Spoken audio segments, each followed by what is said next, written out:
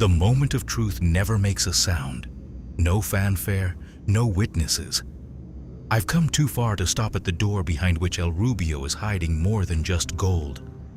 Time to find out whether this island is the key to my dreams, or just another mass grave for the people who went looking for answers. You'll not go all the way for nothing. Let's look what you found on the island. Do you believe in dreams that keep coming back, Pavel? Or only the ones that pay well?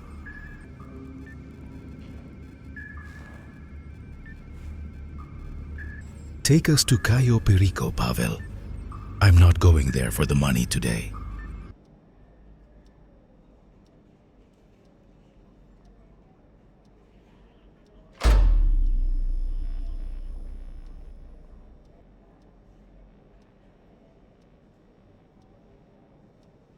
If you take out the main air traffic control tower, the sky over Cayo Perico stops being his for a few precious minutes. El Rubio's tech likes to pretend it's untouchable, but every system has a spot where you can make it go silent. You just have to find the right nerve. In this tropical hell, steel is the only thing standing between you and a mercenary's bullet. This squatty will get me to El Rubio's office before this island has a chance to swallow me whole.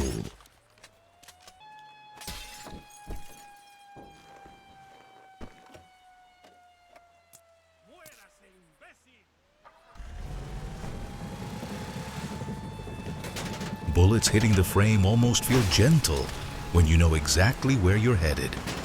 El Rubio pays his people for persistence, not results. That difference has always worked in my favor. El Rubio's compound looks like the fortress of a man who spent too long confusing fear with power. Gates, towers, guards, all of it works just fine when people come here chasing money. But today, I came for answers. Doors that won't open by choice usually open for explosives.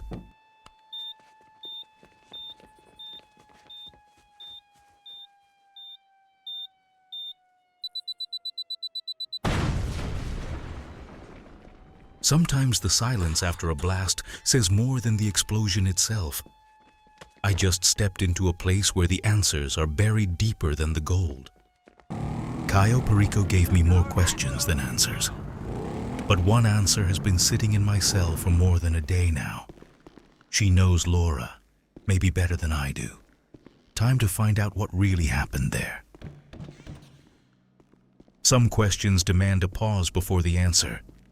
A sprunk is a cheap way to buy yourself a few seconds to think before you open the cell and look in the eyes of whatever you locked inside. Lora had already shown me that name. Back then, I thought she was leading me to a target. Now I get it. She was leading me to a witness. Cleo, your time in this cage is up, but freedom comes at a price, the truth. Tell me about the woman you saw on Cayo Perico before that island turned into her grave. Don't touch anything. Come through here. Mind your head. Welcome aboard. My plane went down in the water. I don't look like you're the one who pulled me out.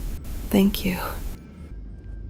I don't know who this Pavel is or why he pulled me out of the water, but out at sea, you don't ask too many questions when someone gives you one more morning. I'll get my head straight, wait for my hands to stop shaking, and then I'll keep moving. Cayo Perico is still out there, and I'm getting to it, even if I have to swim the whole way alone. Sometimes, your body feels heavier than all your memories at once. A few hours of sleep, and I'll keep going.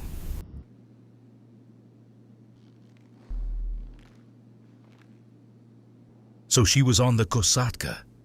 Now tell me, Cleo, what happened when she made it to Cayo Perico? I want the rest of it, starting from the moment she set foot on that island. Cayo Perico isn't a place for guests. but I've always been a guest in places that never wanted me there. The shore of Cayo Perico doesn't smell like freedom. It smells like mercenary sweat, expensive rum, and secrets that have been buried here for decades.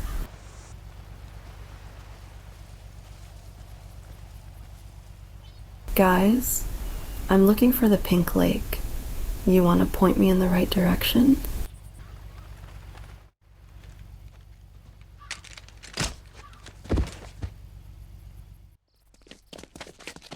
That all you feel like telling me, Cleo?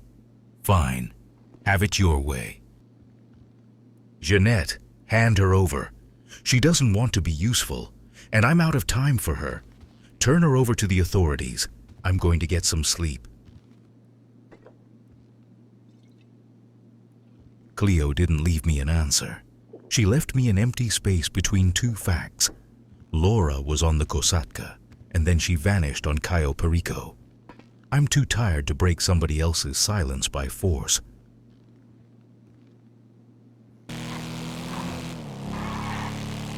While I'm trying to find some peace in my sleep, Ruby looks for hers at full speed.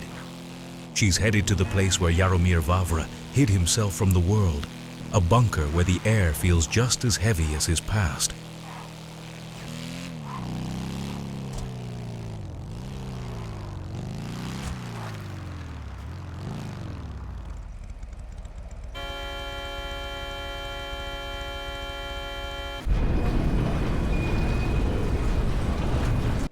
What do you want?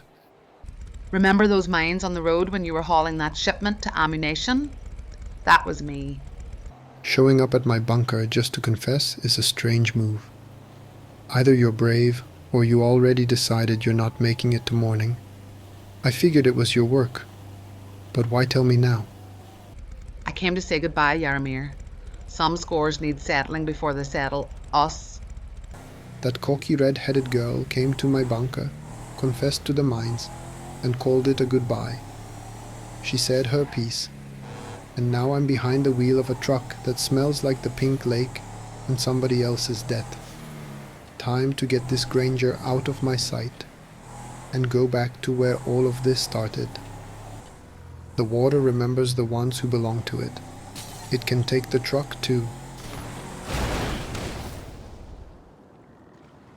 If I'm lucky, at least the smell will sync with it.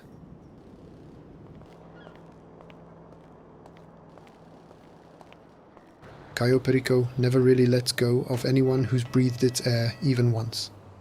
I stayed away longer than I meant to. Now it's time to remind El Rubio that some guests come back without an invitation.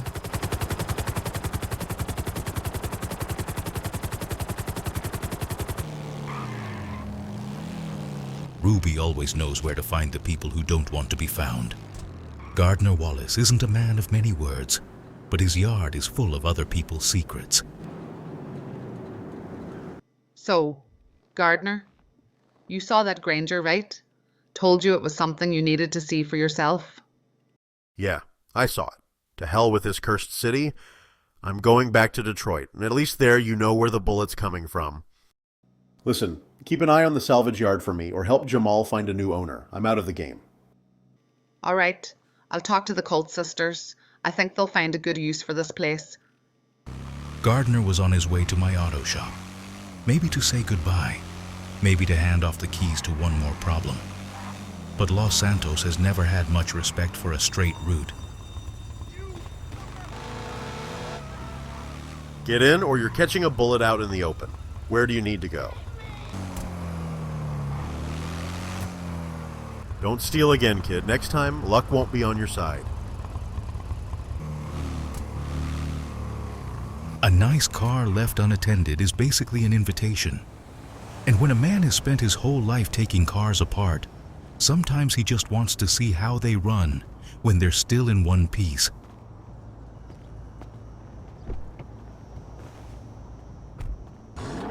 Gardner says goodbye to the city the only way he knows how, flooring somebody else's car while nobody's looking. In a minute, he'll put it right back where he found it. But for those few seconds, It's his own little piece of Detroit in the middle of Los Santos. Like he wants to remember the taste of this asphalt before he leaves the city behind.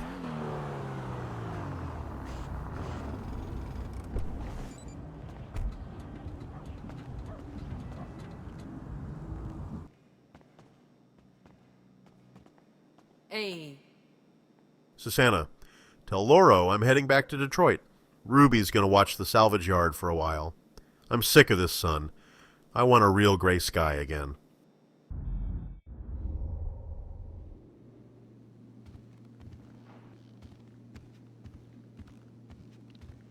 Hi there. Jeanette, Dr. Eliza Moreno is about to arrive. Make sure we're not disturbed. No visitors until we're done. I can't deal with another day of Los Santos. I'm always late. I grind my teeth because of the stress. It's awful. Are you still seeing that woman in your dreams, Loro? Or has she changed since the last time we talked? She's changed, Eliza. She's become more persistent. Every night, it's another piece of a puzzle I still can't put together. She's showing me places, people, even papers pinned to my own wanted board. Papers on your board? That's interesting. Usually dreams hide from reality. They don't point straight at it. She was on Cayo Perico, Eliza, a real woman on a real island. Cleo Song knew her, saw how Lora got there, but wouldn't tell me how it ended. I'm not seeing her past. I'm seeing her unfinished case. An unfinished case. You're speaking the language of an investigation, Loro, not the language of dreams. Doesn't it feel like she's already handed you a warrant, only instead of a name, there's just a question mark on it? Not revenge, not peace. An investigation. That's what this is. She's showing me evidence, witnesses, roots. This is either a crime or a forgotten person, and she doesn't feel forgotten. People who are murdered are rarely forgotten on their own. They become forgotten when nobody asks the right questions. So ask yourself this: why is a dead woman leading a living man? She wants me to investigate her death.